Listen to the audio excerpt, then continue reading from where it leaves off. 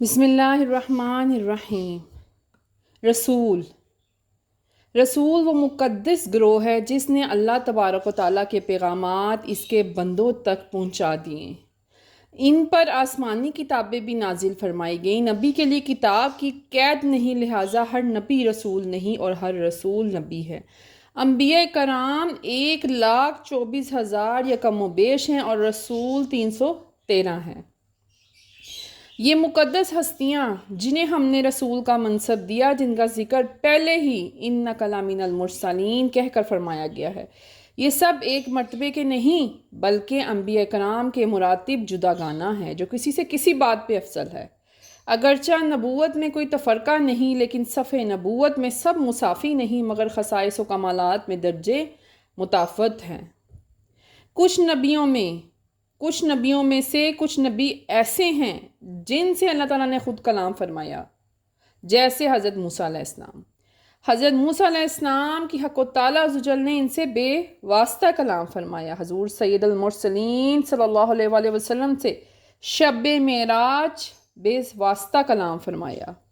جس وقت سید عالم صلی اللہ علیہ وآلہ وسلم فوق عرش گئے اور اس مقام پر پہنچے جہاں مخلوق کی علوم کی انتہا ہے، اور جہاں حضور صلی اللہ علیہ وآلہ وسلم کی رسائی ہوئی وہاں تک کسی کو رسائی میسر نہ ہوئی، وہاں کلام اللہ اور درجات و کمالات سے نوازے گئے، اور بعض نبیوں کے درجات بلند کر دیے گئے۔ صرف اور صرف حضور صلی اللہ علیہ وآلہ وسلم، آپ کو یہ درجات کثیرہ تمام انبیاء کرام پر بلند کیے گئے، افضل کیا گیا۔ آیات و بینات، معجزات، باہرات میں اللہ تعالیٰ عزوجل نے آپ کو تمام انبیاء کرام پر افضل کیا۔ آپ کی امت کو تمام امتوں پر فضیلت دی۔ شفاعت کبریٰ حضور صلی اللہ علیہ وسلم کے لیے مخصوص ہوئی۔ معراج کا قرب خاص آپ کو ملا۔ عملی کمالات میں آپ کو سب سے اعلیٰ کیا، اور اس کی بے انتہا خصائص حضور صلی اللہ علیہ وآلہ وسلم کو عطا ہوئے۔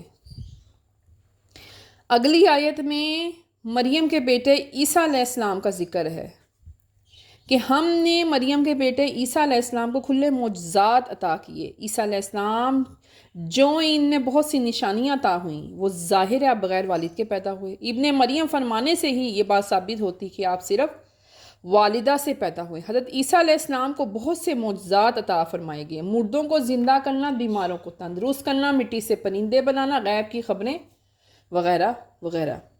روح الاقدس سے آپ کی مدد کی۔